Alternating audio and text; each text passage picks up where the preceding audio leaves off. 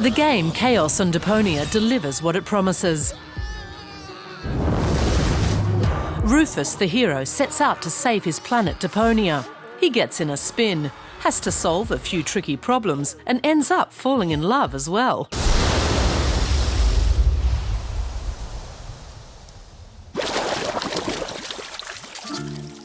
Daedalic is the name of the Hamburg company which developed the adventure game. Carsten Fichtelmann embarked on an adventure of his own when he set up the company 6 years ago. He invested in the adventure game genre at a time of dwindling popularity. For us, it's about telling a story. That's why we opted to make adventure games. We relied on our guts. People said the trend was over, but it wasn't. People said the adventure game genre was dead, but we knew that there were a lot of potential customers. We just had to find them with the right games. We've done that in a sustainable way with a lot of our games. Right now, it's Chaos on Deponia. Daedalic places a lot of emphasis on the graphics. Art director Simone Kerstetten is responsible for developing the characters. She draws them by hand. Similarities with real people can't be ruled out. When drawing faces, whether angry, happy or irritated, she often uses reality as a reference. There's a lot of me in Deponia. I worked on almost all the characters. In a sense, you always draw a bit of yourself when you draw the figures. It goes into the facial expressions, the postures and gestures.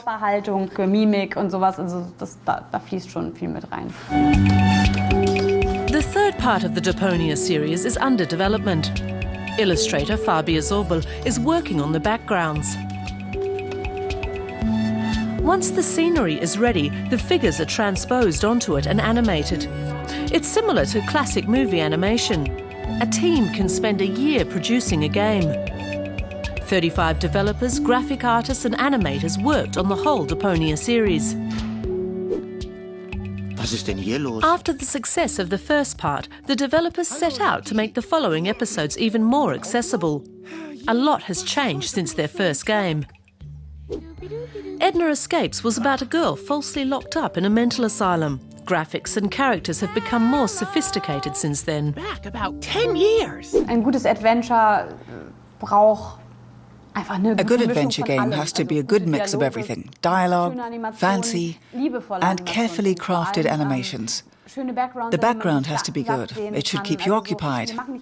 Our animations aren't the most elaborate, but we do a lot of things people like.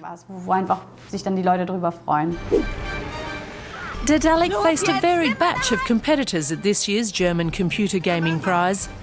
In Jack Keen and The Fire Within, the Frankfurt-based company Deck 13 sent players on a treasure hunt. Then the military simulation shooter game Spec Ops. The entertainment software industry runs a regulatory panel which checks games and gives them an age rating. That covers 1,300 games a year. What we're seeing in the game sector at the moment is a trend toward the shooters. That means action-packed adult games. We also see a trend toward license granting. That means we're seeing FIFA games. We're seeing race games sold under license. And we're seeing more and more casual games, games which test the skill of gaming newcomers using apps or smartphones and tablets. Computer games are a growing industry in Germany. About 1 out of 3 people in Germany say they play more than once a month. Chaos on Deponia is Daedalic's most successful game at the moment.